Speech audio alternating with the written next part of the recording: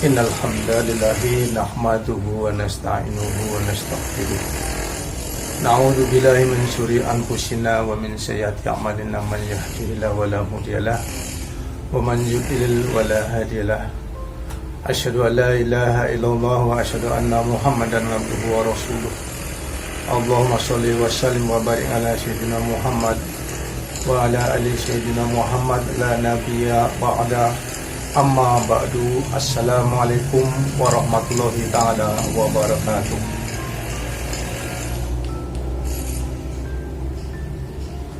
Yang dimuliakan saudara-saudaraku di mana saja berada, yang dapat mendengarkan ataupun pada kesempatan kali ini dapat berjumpa kembali, maka kita bersyukur dengan anugerahnya, maka kita dapat bertemu melalui channel ini. Karena dengan adanya kita anugerah yang diberikan kepada kita, maka dengan anugerah itu kita dapat berjumpa, sehingga kita dapat selalu mengingatkan. Kemudian selawat dan salam kehadapan ikutan kita Muhammad Rasulullah Sallallahu Alaihi Wasallam yang telah mengeluarkan umatnya daripada kegelapan kepada yang terang benderang. Sebagaimana tidak henti-hentinya kita mengingatkan selalu bahwa Muhammad Rasulullah yang dikatakan membawa umatnya daripada kegelapan itu adalah bahwa umatnya selama ini, akhir-akhir ini, dan dari dulunya juga selalu menggunakan hawa nafsu dunia setan yang perilakunya itu adalah lebih dominan, dan itu yang dikatakan dan dimaksudkan daripada kegelapan itu kemudian membawa kepada terang benderang dengan mempunyai makna adalah membawa ke tempat segala sesuatunya perbuatan yang diridhoi oleh Allah Subhanahu wa taala, kemudian dapat kita berjalan sesuai dengan fitrahnya sebagai manusia, karena sesungguhnya bahwa manusia diciptakan Allah sebagaimana Quran mengatakan sebagai pemimpin di muka bumi ini, sebagai khalifatu fil ardi. Jangilun khalifatu fil ardi adalah dalam rangka tadi kita memimpin diri kita sendiri dari arah kegelapan kepada yang terang benderang sesuai dengan tuntunan kerasulan daripada Muhammad Rasulullah Sallallahu Alaihi Wasallam, sehingga kita dapat pertolongan atau syafaat. Dan yang dikatakan pertolongan itu adalah ketika kita menjalani tugas atau kewajiban sebagai khalifatul fil ardi, sehingga kita diperintahkan, kemudian kita ada rujukan agar kita selalu memakai atau menggunakan aturan-aturan yang telah diberikan Allah kepada kita, sehingga kita bagaimanapun juga janji kita alastu birabbikum qala bala sayyidina, maka bahwasanya kita sudah berjanji setia kepada beliau Allah Subhanahu wa taala agar kita kembali kepada Tuhannya, sehingga kita bagaimana awal kita berangkat, awal kita keluar dari alam malakut ke dunia fana seperti sekarang ini, kemudian kita akan dimintai pertanggungjawaban atas nikmat yang telah diberikan tadi, kemudian kita dapat kembali kepada tempat yang telah dijanjikan. Dan kita tahu bahwa tempat yang dijanjikan Allah Subhanahu wa taala adalah tempat kesatuan umat. Kalau tempat persatuan, di mana-mana ada tempat persatuan. Persatuan si A, persatuan ini, persatuan itu.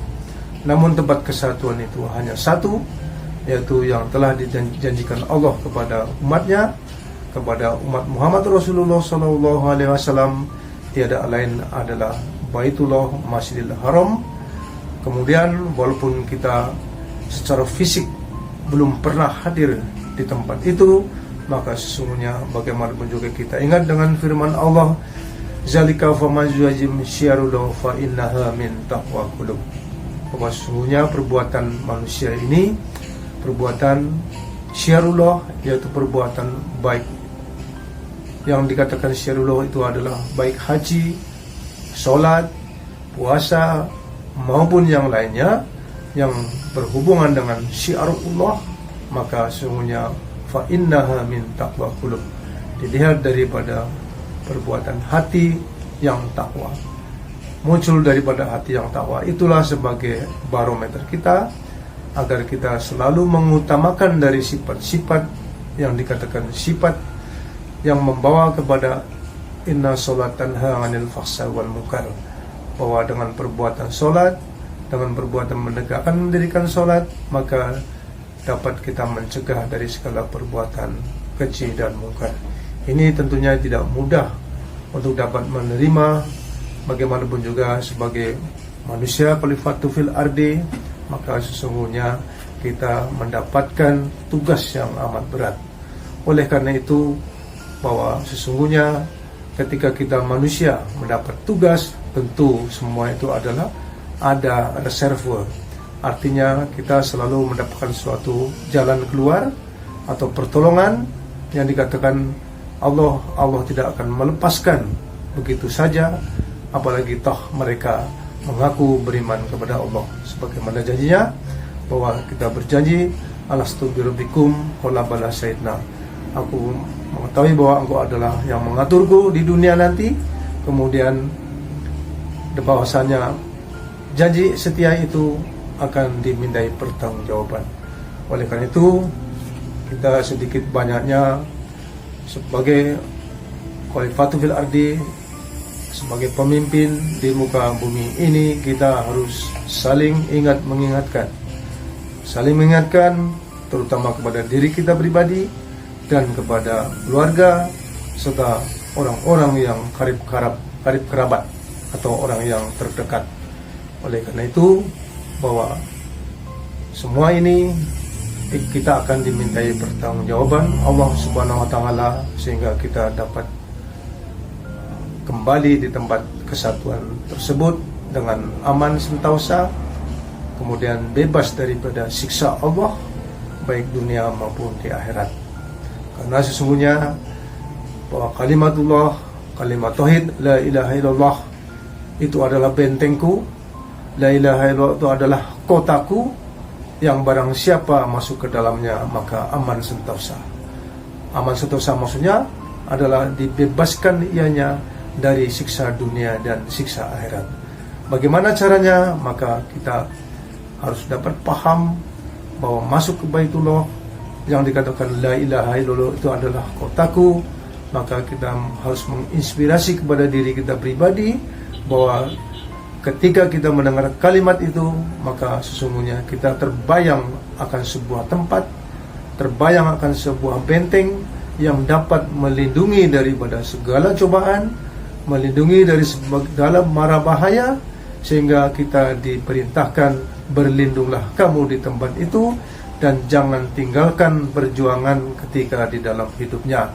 Karena kita diberi tugas sebagai khalifatu fil ardi, tentu banyak sekali yang tidak tahu ataupun kekurangan-kekurangan sebagai manusia, maka sesungguhnya kita diarahkan.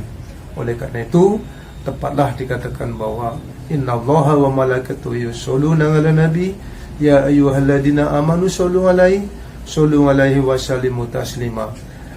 Allah dan malaikat berselawat kepada Muhammad Rasulullah sallallahu alaihi wasallam. Hai ya ayyuhalladzina amanu, hai iman, hai orang beriman, maka berselawatlah kamu kepadanya. Maka sesungguhnya selawat dalam arti di sini adalah menghubungkan diri. Kalau kita sesama manusia bersilaturahmi, selawat bersama manusia itu namanya silaturahmi, sehingga kita dapat bertemu ketika kita berkunjung di tempatnya, maka dapat bertemu orang yang mengundang maupun yang diundang. Bersilaturahmi kepada manusia mempunyai keterbatasan karena kita harus menempuh jarak kemudian dan waktu. Sementara kalau kita berselawat kepada Allah dan Rasul, kepada Muhammad Rasulullah SAW, maka ditekankan bahwa bunyinya adalah Allahumma sholli ala Muhammad wa ala ali sayyidina Muhammad. Itu sebagai keterangan bahwa namanya selawat adalah menghubungkan diri kepada siapa? Di sini diterangkan Allah dan malaikat menghubungkan diri, kemudian dengan Muhammad Rasulullah SAW. Apa makna menghubungkan diri? Tentu sebagai Allah adalah Azza wa Jalla, Allah yang meliputi alam semesta ini, dan malaikat itu dalam rangka semua memberikan dukungan, memberikan suatu kelengkapan ketika baginda Muhammad Rasulullah SAW ketika menyampaikan syiarullah kepada umatnya, maka apa-apa yang dibutuhkan ketika itu di dalam dakwahnya, maka Allah dan malaikat bersertanya. Allah dan malaikat mencukupi segala kebutuhannya, mencukupi segala keperluannya. Kemudian bagi kita iman, maka berselawatlah kepada baginda Muhammad Rasulullah SAW agar kita pun mendapat percikan daripada selawat Allah kepada malaikat kepada Muhammad Rasulullah. Oleh karena itu, bahwa barang siapa kul in kuntum tuhibunallah fattabi'uni yuhibbukumullah waghfir lakum dzunubakum innahu wal ghafurur rahim. Katakanlah, hai Muhammad, jika kamu kasih akan Allah, maka ikutlah aku. Kemudian Allah mengampuni dosa-dosamu. Dan kalau kita tidak mengikut, tentulah dikatakan harus mengikut terlebih dahulu. Oleh karena itu, kita mesti mengikut Rasulullah SAW agar kita mendapat ampunan daripada Allah Subhanahu wa Ta'ala. Baiklah, pada kesempatan ini kita akan selalu mengulas agar dapat kita selalu paham, karena beberapa hal yang mesti kita perdalam.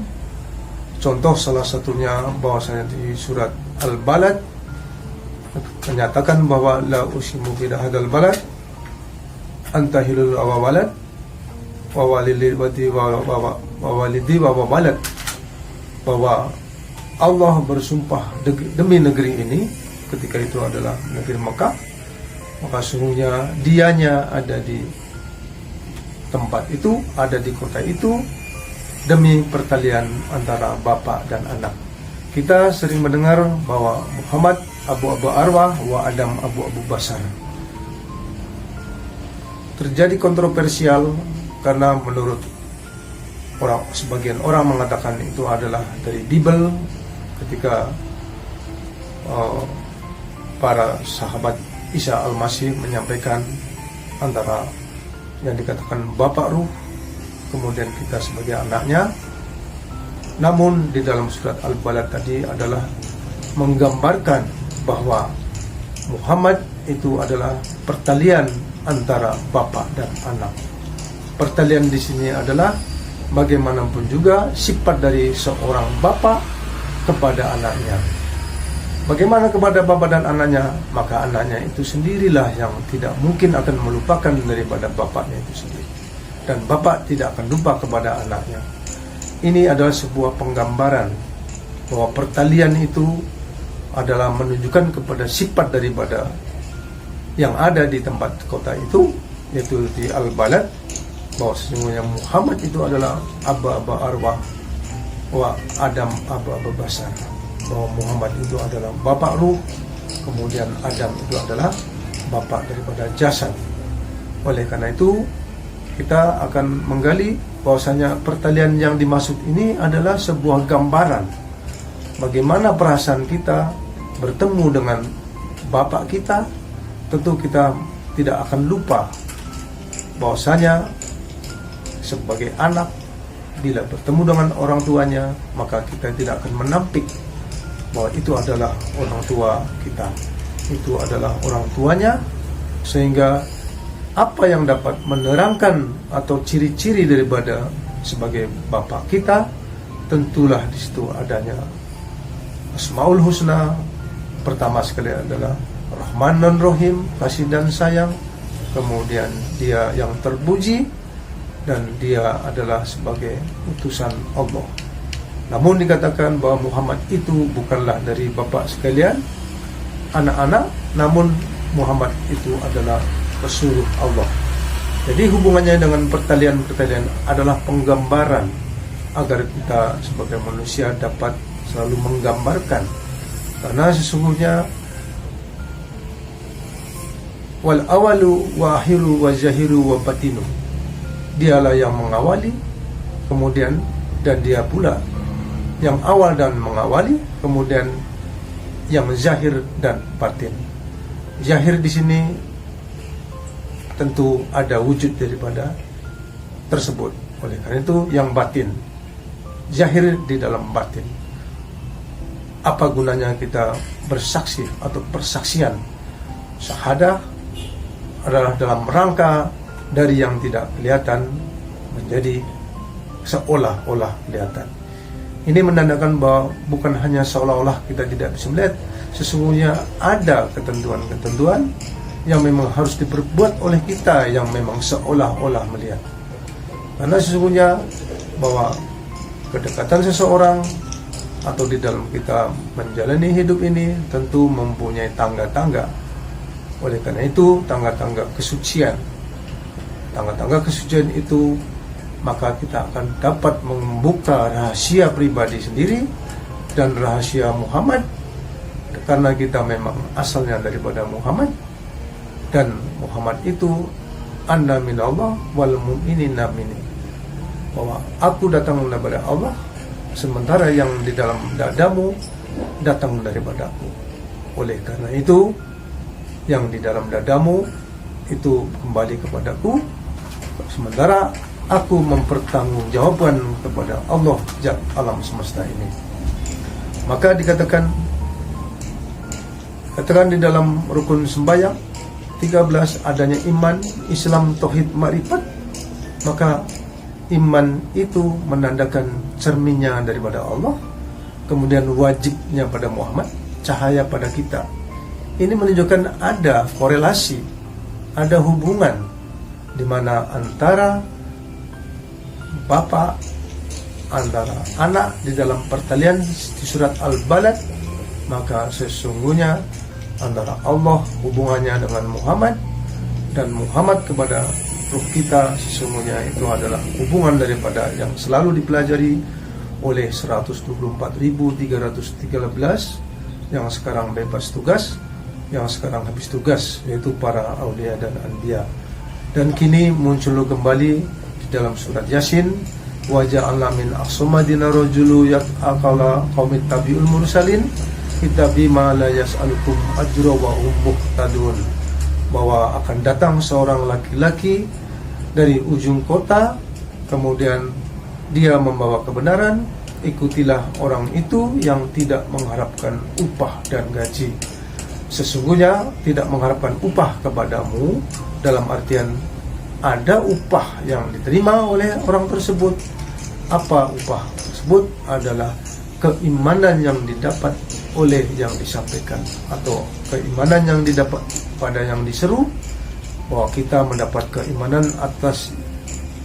atas daripada petunjuk yang disampaikan oleh seorang laki-laki dari ujung kota. Ujung kota itu maknanya kalau diperdalam lagi, sesungguhnya di sini banyak kota, di dunia ini banyak kota. Mana satu ujung kota? Bahwa sesungguhnya di dalam peristiwa Isra dan Mi'raj sudah diterangkan bahwa wasbadalladzi minal masjidil haram ilal masjidil aqsa.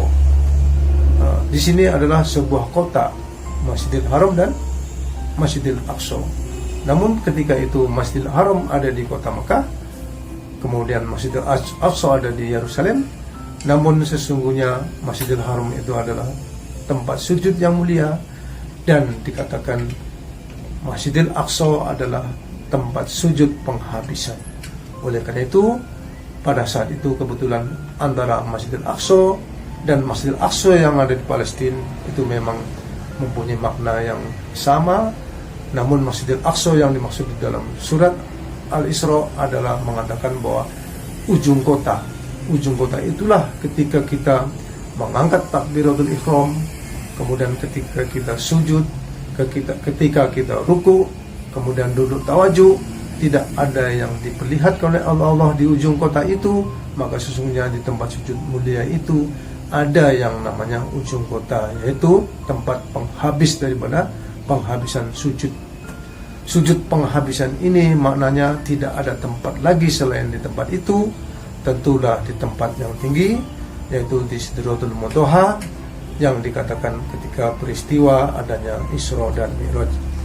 Namun kita tidak membicarakan Isra Mi'raj, namun kita akan lebih banyak memperdalam daripada apa istilah-istilah yang selalu kita pakai, baik apakah itu iman, Islam, tauhid, makrifat. Bahwa iman, Islam, tauhid, makrifat tentu mempunyai ketentuan. Kemudian ketentuan adalah apa pada Allah, apa pada Muhammad, apa pada kita. Bahwa iman itu adalah cermin bagi Allah, wajibnya pada Muhammad, kemudian cahaya pada kita. Ini menunjukkan bahwa iman yang di dalam dada kita itu adalah memang adanya daripada Allah SWT. Namun yang pada Allah itu adalah ibarat cermin. Kemudian yang wajib nyata adalah pada Muhammad. Jadi iman yang nyata karena zat mengadakan sifat, sifat mengadakan nama, nama mengadakan fi'il atau fisik atau perbuatan. Oleh karena itu, bahwasanya iman itu adalah memang cermin bagi Allah, wajibnya pada Muhammad, dan cahayanya pada kita. Kemudian sebagaimana yang pernah kita sebutkan, iman, Islam, tauhid, makrifat itu hendak pula diketahui ketetapannya. Kalau ketetapan iman itu ada di dalam hati, ketetapan iman ada di dalam hati. Kemudian ketetapan Islam itu ada di dalam ikrar dan perbuatan. Kemudian tauhid, ketetapannya ada di dua tempat yang tidak mensyirikatkan Allah. Kemudian makrifat adalah meliputi yang terdahulu dan yang terkemudian. Nah, ini sedikit demi sedikit kita harus paham. Namun banyak pertanyaan bahwa ketika mendengar bicaraan tentang Muhammad abu-abu arwah wa Adam abu-abu basar, ini memang di dalam pengertiannya adalah penggambaran daripada masalah tentang pertalian. Pertalian itu karena kita di dalam agama itu hanya mempelajari tentang rasa. Rasa itulah yang selalu dapat menentukan antara yang hak dengan yang batil. Dan rasa itulah dikatakan bahwa antara bapa dan anak adalah pertalian. Kasih sayangnya kah atau yang lainnya, tentu di dalam hal ini kita harus paham, karena dengan kepahaman itu maka kita dapat memperbuat yang dikatakan zalika faman zajim syarul fa innaha min taqwa qulub, bahwa perbuatan di dalam hati, bahwa perbuatan syarullah yaitu perbuatan sholat, perbuatan puasa, maka didasari daripada hati yang takwa kepada Allah. Fa innaha min taqwa qulub, terbit daripada hati yang takwa kepada Allah. Sehingga ketika kita berbuat, tentu kita mesti tahu bagaimana perbuatan hati. Perbuatan hati karena yang diperlihatkan Allah adalah hati. Kemudian ketika kita mempersembahkan juga awalnya dimulai daripada hati, dan semua itu ada ketentuan.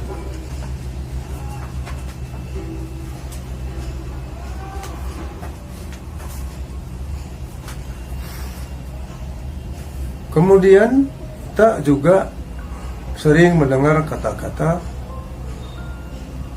iman, kemudian Islam. Islam itu adalah titah daripada Allah.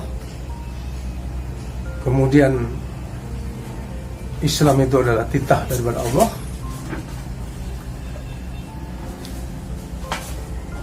Islam itu adalah titah daripada Allah, sifatnya pada Muhammad, wajibnya pada kita. Artinya titah Islam. Islam itu adalah titahnya daripada Allah. Allah itulah memang sebagai titah di dalam Islam itu sendiri. Istilah keselamatan yang wajibnya menuju kepada Muhammad, dan yang wajib diselamatkan kita adalah yang nyata pada kita, yang wajibnya pada kita, yang nyatanya pada Muhammad. Islam itu titahnya daripada Allah, nyata pada Muhammad, kemudian wajibnya pada kita. Islam adalah sebuah perbuatan, kemudian aturan-aturan yang mesti dilakukan, yang mesti dikerjakan, yang menuju kepada yang wajib, yang menuju kepada yang nyata. Jadi dari yang berkewajiban menuju kepada yang nyata, dan yang nyata ini adalah perumpamaan daripada yang Allah itu sendiri. Artinya bahwa perilaku Islam, perilaku keselamatan itu yang wajibnya pada manusia, pada kita yang di dalam hati, kemudian menuju kepada yang nyata, tidak lain adalah Muhammad Rasulullah SAW. Dan karena yang nyata itu adalah segala perintahnya daripada titah daripada Allah itu sendiri. Oleh karena itu, kita hendaknya mesti berhati-hati bahwa bagaimanapun juga kita ini di dalam kita menentukan memperbuat sesuatu, seperti ayat tadi mengatakan fa innaha min taqwa qulub. Dan ketika kita membicarakan tentang titah Islam itu sendiri, maka yang wajib kita adalah menuju kepada yang nyata, yaitu bagaimanapun juga yang nyata itu ada pada Muhammad Rasulullah SAW. Dengan keimanan tadi mengatakan iman itu adalah cermin bagi Allah, wajibnya pada Muhammad, cahayanya pada kita.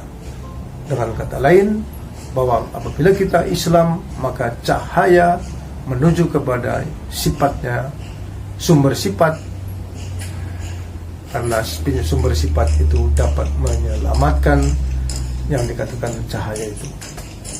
Sehingga sumber sifat, sumber cahaya, kita adalah cahayanya, menuju kepada sumber cahaya, dan cahaya itu dapat menyelamatkan karena yang cahaya itu bersama yang mempunyai titah Islam. Memang sedikit agak membingungkan, namun memang begitulah kenyataannya. Kalau kita urut-urut dengan ayat, bahwasanya apa perilaku daripada Islam tadi, bahwasanya bal huwa ayatum bayyinatun fis sudur, ayat-ayat yang ada di dalam dada tadi mengadakan sebuah persembahan, ayat-ayat yang di dalam dada itu mengerjakan sholat, kemudian menuju kepada yang nyata, yaitu pada Muhammad, tentu di makom tauhid, yaitu dikatakan inna awala baiti wudiya linnas lilladzi bibakata mubarakata hudalil alamin.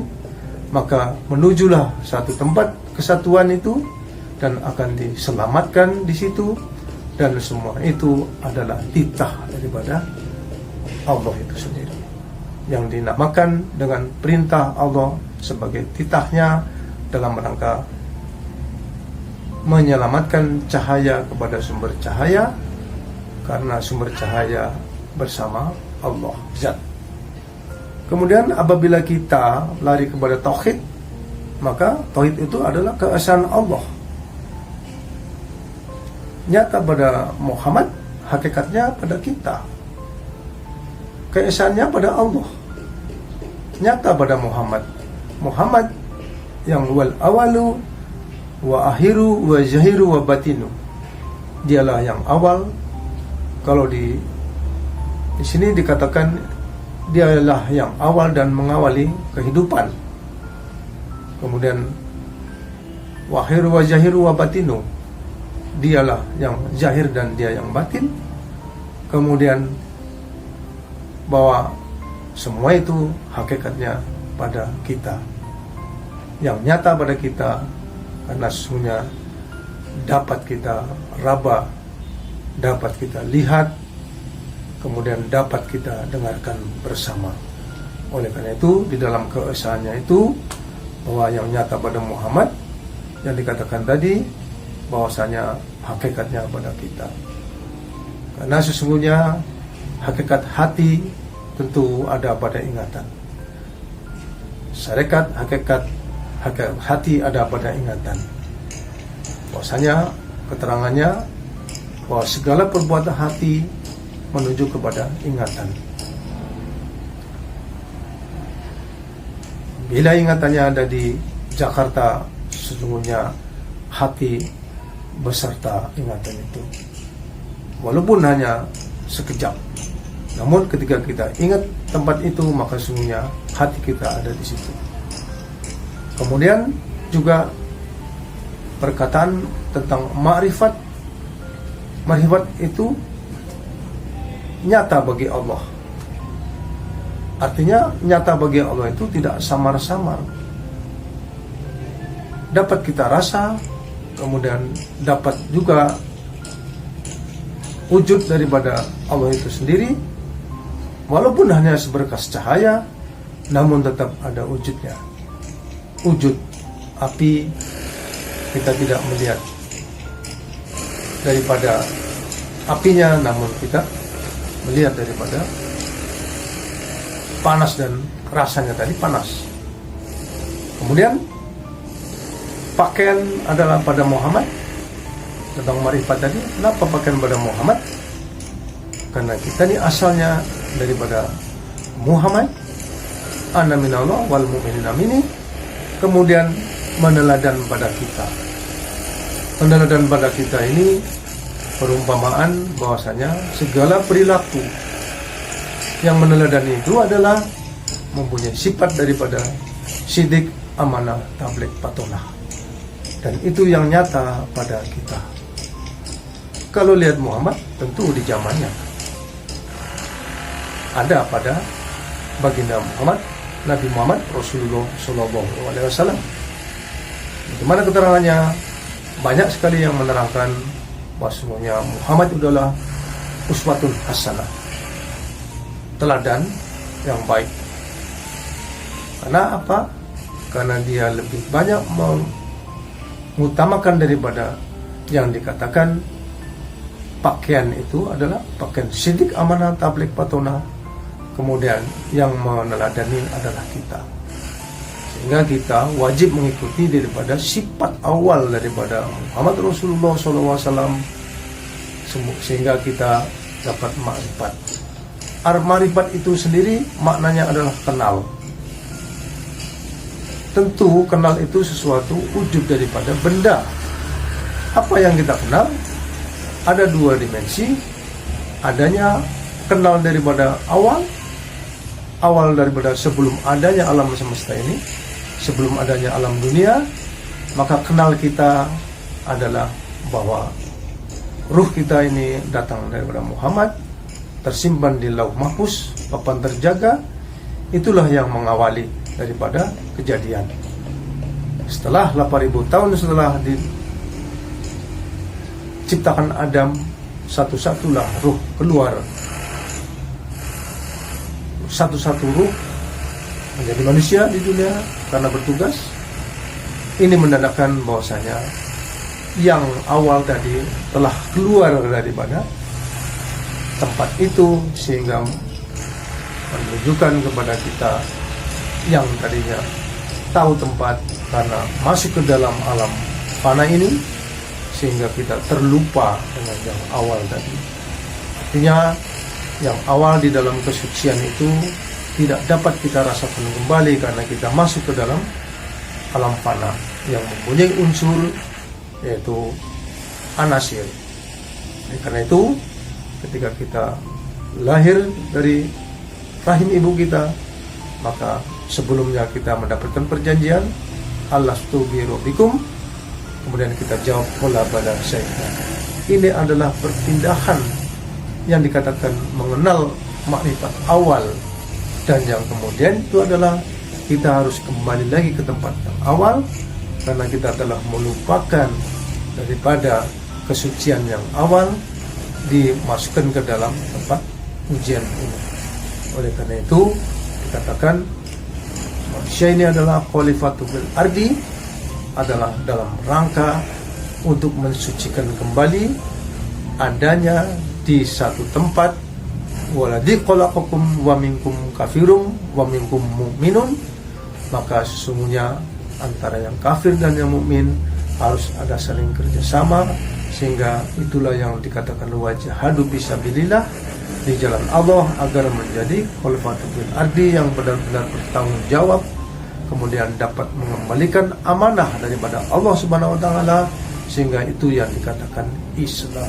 Islam itu adalah ketika kita sudah di tenggorokan baru dikatakan Islam, dan itu pun punya catatan hanya diri dia dan Allah sajalah yang dapat mengetahui apakah dia husnulkah atau tidak. Ini menandakan bahwa urutan-urutan sebuah perbuatan yang dari awal, katakan ma'rifat tadi, kenal dengan yang awal, kemudian kenal dengan yang akhir, maka dapat kita hubungkan bahwa ini adalah sebagai titah daripada Allah itu sendiri, sehingga kita diturunkan ke dunia ini dalam rangka kita mendapat ujian, karena sesungguhnya kita ini adalah orang yang innal insana li rabbihi lakanun, bahwa manusia ini ingkar kepada Tuhannya. Mana ingkar?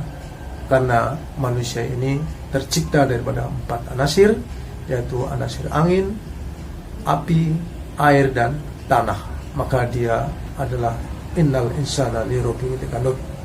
Karena kita mendapatkan sebuah kepercayaan Rasul kepada kita, diturunkan sumasawahum wa nakafi miruhi, aku tiupkan ruh ciptaanku di dalam tubuh orang tersebut, maka bersatulah antara sifat yang sidik amanah tabligh potona dengan di dalam ruh itu, yang disempurnakan dengan pendengaran, penglihatan, dan hati, bercampur dengan unsur-unsur yang telah disiapkan, yaitu unsur-unsur daripada 4 anasir. Oleh karena itu, mari kita selalu dapat merenungkan diri kepada diri kita masing-masing, bahwa sesungguhnya ujian Allah sesungguhnya berat tapi tidak berat, karena sesungguhnya Allah tidak akan menguji hambanya di luar daripada kemampuan. Tetap Allah memberikan sebuah subulana atau jalan keluar, karena bagaimanapun juga innama bu'istu li'utami karimah akhlak, bahwasanya aku bangkitkan Muhammad adalah dalam rangka untuk memperbaiki akhlak. Artinya kita masih harus punya harapan, harus kita mempunyai pandangan ke depan, berharap agar Allah selalu memberikan pertolongan kepada kita. Itu saja yang dapat kami sampaikan pada kesempatan ini, mudah-mudahan dapat bermanfaat. Kemudian hanya kepada Allah dan Rasulnya kita minta ampunan dan tobat serta petunjuk. Saya akhiri dengan wabillahi taufiq wal hidayah. Assalamualaikum warahmatullahi taala wabarakatuh.